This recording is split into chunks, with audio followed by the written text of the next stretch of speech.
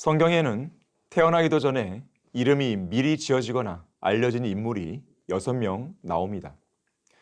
우선 이스마엘과 이삭이 그렇습니다. 남왕국 유다의 마지막 개혁을 주도한 왕인 요시아란 이름은 태어나기 약 350년 전에 알려졌고, 페르시아 왕 코레스의 이름은 그가 태어나기 250여 년 전에 미리 알려졌습니다. 이스라엘의 왕이신 메시아의 길을 예비한 침례인 요한이란 이름은 태어나기 약 9개월 전에 지어졌고, 예수님의 이름 역시 탄생하시기 9개월 정도 전에 미리 지어졌습니다. 하나님께서는 이름들에 대한 관심이 유독 남다르십니다. 그래서 특별한 경우에는 그 사람이 태어나기 전에 이름을 지어주기도 하시는 것입니다. 성경의 13번째 책인 역대기상에는 4분의 3 이상이 이름들로 가득 차 있습니다. 특히 계보만 줄지어 나오는 1장부터 9장까지를 읽다 보면 웬만한 집중력과 인내심이 없고서는 쉽게 잠이 들고 맙니다. 사실 성경을 읽다가 이름들이 길게 나열되는 그런 내용과 같은 구절을 만나면 그다지 중요하지 않은 하찮은 내용처럼 보이기도 하고, 또는 읽기도 지루하고 따분해서 무슨 영적인 교훈들을 얻을 수도 없는 것 같은 그런 생각이 먼저 들기 때문에 대부분의 사람들이 이런 곳에서는 대충 읽거나 아예 읽지도 않고 건너뛰어 버리는 것이 다반사입니다. 하지만 그런 식으로 건너뛰며 읽었으면서도 저는 성경을 다 읽었습니다, 이렇게 말할 수는 없는 법입니다. 그것은 결코 정직한 태도가 아닙니다. 중요한 것은 그런 내용들 역시 하나님의 거룩한 사람들이 성령으로 감동을 받아 말한 말씀들이고, 또한 하나님의 영감으로 주어진 것으로 교리와 책망과 바로잡음과 의로 훈육하기에 유익한 말씀들이며, 또한 영원히 하늘에 세워진 말씀들이라는 점입니다. 특히 빵으로만 사는 것이 아니요 하나님의 입에서 나오는 모든 말씀으로 산다고 했을 때 그 모든 말씀에 포함되는 말씀들이기도 합니다. 자, 그렇다면 왜 하나님께서는 지루하고 따분해 보이는 길고 긴 족보나 계보 또는 그 명단을 역사책인 성경에 기록해 두신 것입니까? 우선은 인생의 기본적인 속성이 어떤 것인지 깨닫게 해 주시기 위함입니다. 인생은 그렇게 신나는 삶이 아닙니다. 인생은 매우 단조롭고 지루하고 진절이 나고 따분한 시간으로 가득 차 있습니다. 일어나서 먹고 싸고 일하고 잠자는 삶을 매일같이 계속 반복하는 것입니다. 우리나라 민요에는 노세 젊어서 노세 늙어지면 못 노다니라는 민요가 있는데, 여기에는 무언가 이 따분한 삶에서 탈출하고 싶은 인간의 욕망이 반영되어 있습니다. 지구상의 수많은 사람이 이 지루한 현실을 조금이라도 해소해 보려고 마약을 하고 담배와 술에 쩔어 있고 음행과 간음을 추구하고 폭력과 살인을 자행하며 정욕을 채우기 위해서 무언가 좀 더 자극적인 것, 훨씬 더 자극적인 것, 이런 것들을 쫓아다닙니다. 구원받지 못한 죄인들에게는 이런 것이 지루하고 단조로운 인생에서 벗어날 수 있는 유일한 탈출구인 것입니다. 물론 구원받은 성도들도 똑같은 인간이기에 삶이 단조롭기는 매한가지입니다. 그러나 우리가 그 지루한 삶을 벗어나는 방법은 세상 죄인들의 방법과 사뭇 다릅니다. 우리는 마귀가 세상을 통해 제공하는 자극적인 요소들이 아니라 오직 하나님 한 분만으로 만족해 하는 것입니다. 성경은 이렇게 말씀합니다. 나는 의 가운데서 주의 얼굴을 보리니 내가 깨면 주의 모습으로 만족하리이다. 성경을 읽고 기도하고 구령하고 이제 얼마 후면 주님을 만나게 된다는 소망과 하늘나라, 천녀왕국, 영원 세계에서 누릴 기쁨으로 만족하면서 이 지루한 삶을 극복해 나가는 것입니다. 두 번째로, 하나님께서 인류의 역사를 주관하시는 분임을 우리에게 깨닫게 해주시기 위함입니다. 역사를 주관하시는 분이 아니고서야 광야에서 노새를 발견한 아나라든지 장막에 거한 자들과 가축을 기른 자들의 조상인 야발이라든지 하프 그리고 오르간을 다루는 자들의 조상인 유발이라든지 이스라엘 멸망 이후 이방인들의 때에 세계를 제패할 국가들 바빌론, 페르시아, 그리스, 로마의 그런 명단을 성경에 기록해 두실 이유가 없는 것입니다. 그뿐만 아니라 이 역사책 안에는 군대를 소집하는 내용과 145회 이상의 전쟁이 언급되어 있고 그중 10번의 전쟁에는 사상자들의 수까지 제시되어 있습니다. 특히 하나님께서는 이스라엘 역사에 깊숙이 개입하신다는 사실을 보여주시기 위하여 하나님의 임재의 장소인 성막에 관해서 아주 구체적으로 기술하시면서 예수 그리스도의 동정의 탄생, 피의 속죄, 중생 등에 관한 내용보다도 더 많은 지면을 할애하고 계시는 것입니다. 또한 인류의 역사 속에 누군가를 등장시키시기 위하여 기나긴 명단의 계보를 제시하시기도 합니다.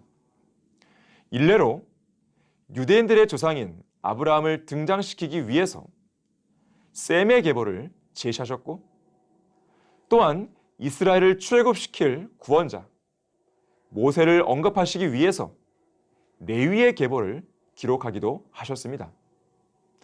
또한 예수 그리스도를 예표하는 위대한 왕 다윗을 등장하게 하시려고 룻기 말미에 파레스의 후대에 관한 계보를 언급하셨고 다윗의 보좌에 앉아 통치하실 예수 그리스도를 인류의 역사 속에 보내시기 위해서 아브라함의 계보와 아담의 계보를 제시하기도 하신 것입니다. 무엇보다도 모든 이름 위에 뛰어난 이름을 지니신 예수 그리스도께서 바로 그 계보를 따라서 이 땅에 태어나셔서 33년 반 동안 역사 속에 사셨다가 인류의 죄를 대속하기 위하여 십자가에서 피를 흘려 죽으시고 다시 살아나신 이 사실은 하나님께서 인류의 역사에 개입하신다는 사실을 여실히 보여주는 것입니다. 왜냐하면 역사를 주관하시지 않는다면 인류가 죄 가운데 멸망하더라도 그냥 내버려 두셨을 것이기 때문입니다. 사실 시간과 공간의 역사를 시작하신 하나님께서 인류의 역사에 개입하시지 않는다는 발상 자체가 어불성설인 것입니다.